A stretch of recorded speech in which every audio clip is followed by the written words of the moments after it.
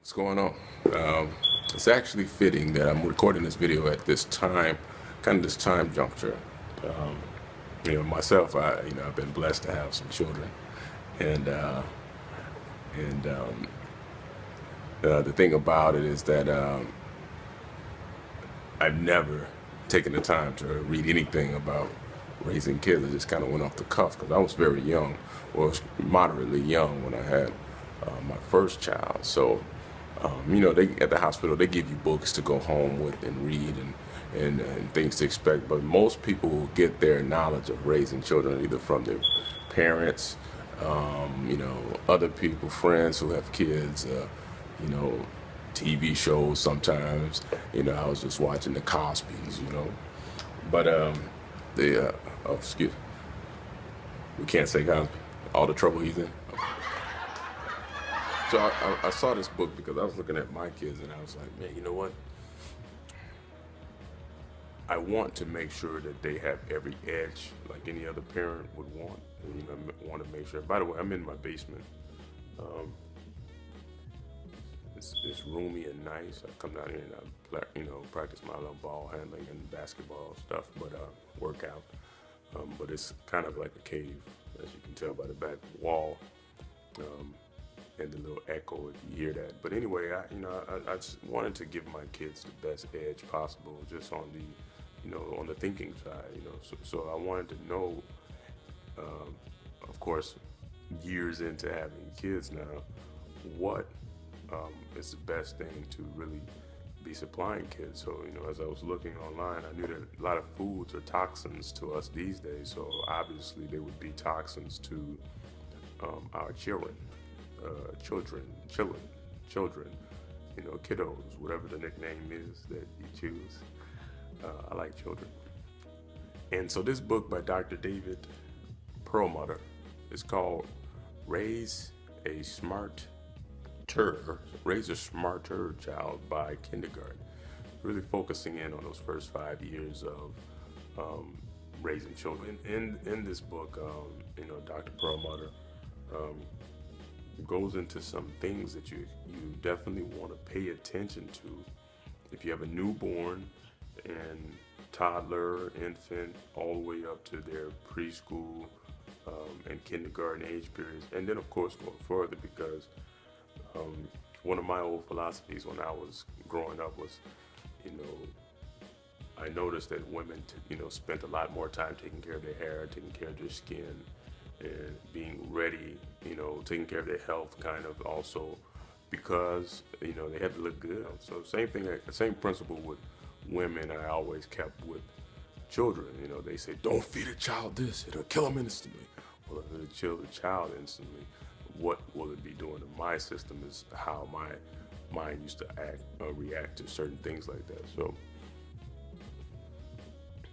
in Dr. Perlmutter's book, a lot of great topics came up, but I think the way he wrote the book, he can't, for somebody like myself that's starting to read much more often, he slipped up and gave away the whole book on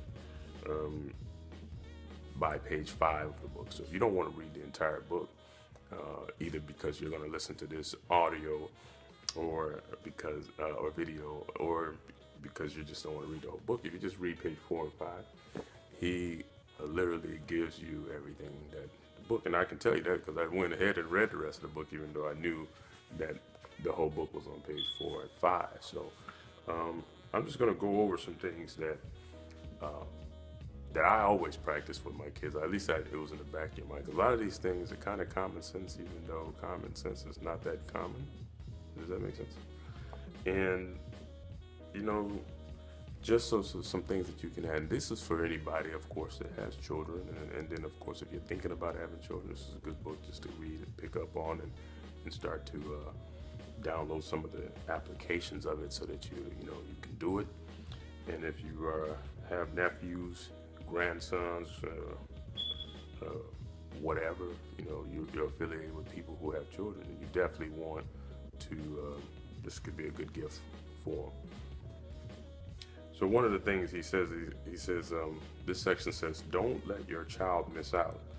Lots of well-meaning parents are missing key opportunities to enhance their children's intellectual and emotional well-being, not because they are derelicts in their duties, but because they are not fully informed. And this is always true with anything.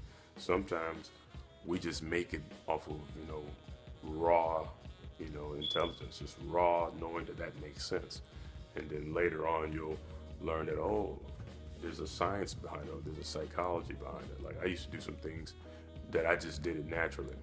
And then I would read in books and they would say, oh, this is actually a method. And I said, oh, wow. So, sometimes we're doing things, we can raise our children and do things naturally as, the Creator would give it to us to do. But then there's actually planned methods in which you're supposed to do things. So it goes on and it says, there are simple ways that you can make your child smarter and make sure that those precious IQ points don't go down the drain. And so here's where he gave the book away from. And, sorry, Dr. Perlmutter. He has other great books, by the way, too. So that I'll pick up and I'll talk about in the future. But number one is starting at birth, of course. When the child comes into the world, one of the most important things that he stresses, and I've seen this all over TV, everywhere. Any doctor, even the doctors that will hack off your arm, will tell you, breastfeed your child. All right. Now, unfortunately, guys, we can't do it.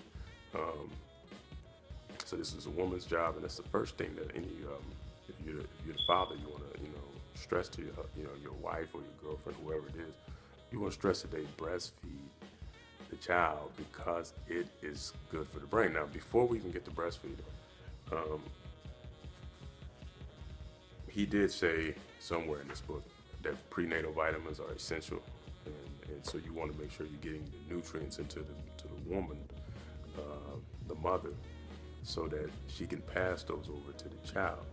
And I know one doctor I always talk to always said around this 6th, 7th, 8th month, 9th, or 7th, 8th, 9th, and 10th month, you want to increase the amount of essential fatty acids, EFAs, or like fish oil or flaxseed type of oil fats, because that is good for the brain and developing the brain, and of course hiking up the IQ. So that's number one.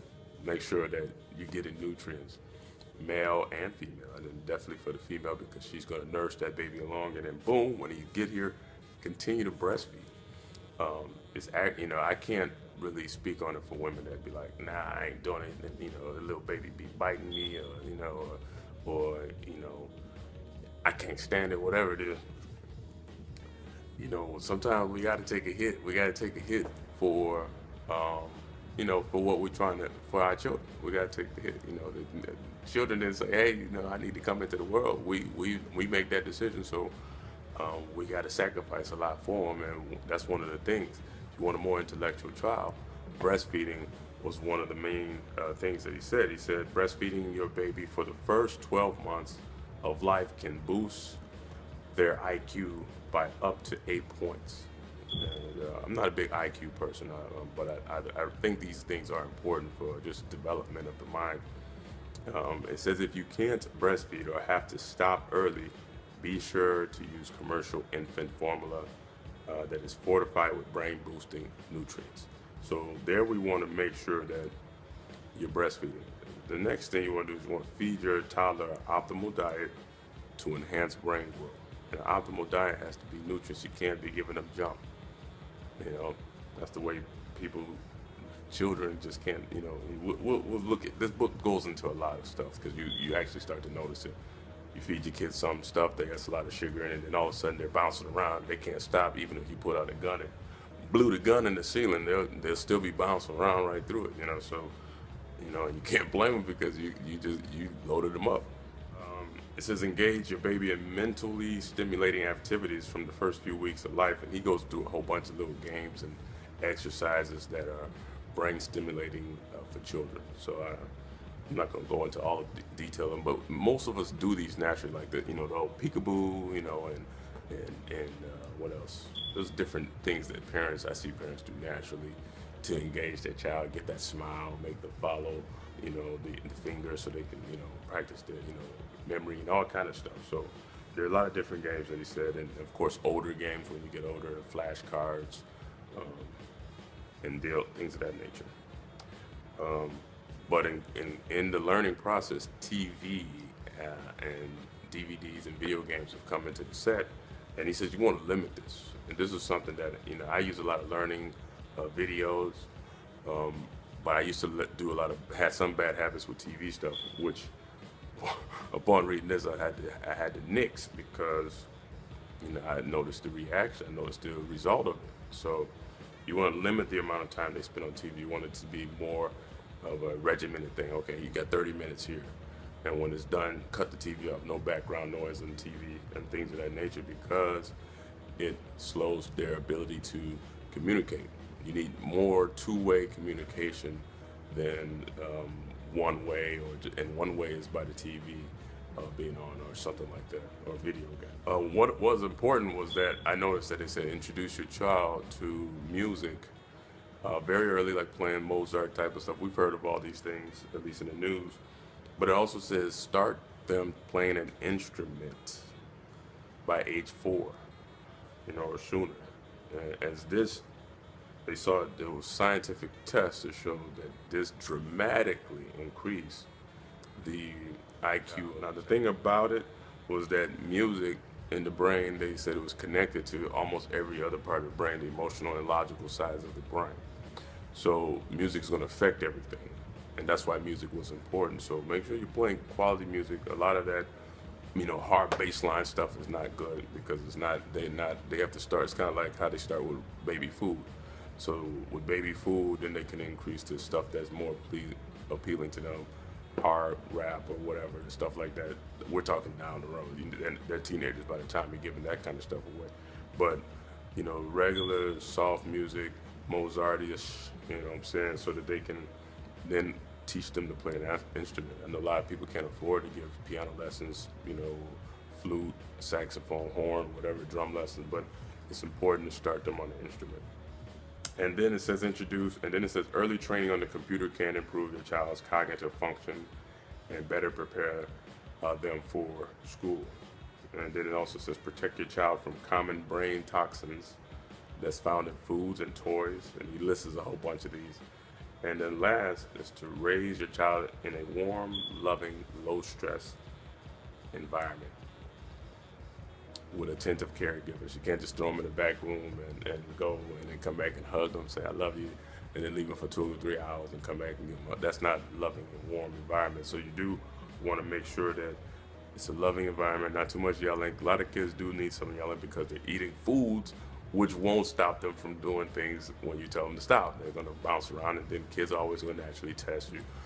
But you have to make sure that it's not a stressful environment because it makes them worry and tentative. So genetics has a lot to play with it, but you like we said, Richard Dawkins wrote in The Selfish Gene that the brain is the executive, the genes are the program, and you can change the program consciously because of the brain. So there we have it. Make sure to check this book out. I probably have a link somewhere to deal with it on Amazon or so. And leave me your feedback if you got kids and you've done things like this, or you've had other things that you've done that Dr. Perlmutter might have missed out on. Go ahead and share it, and let's all raise better children. All right, I'll see you later.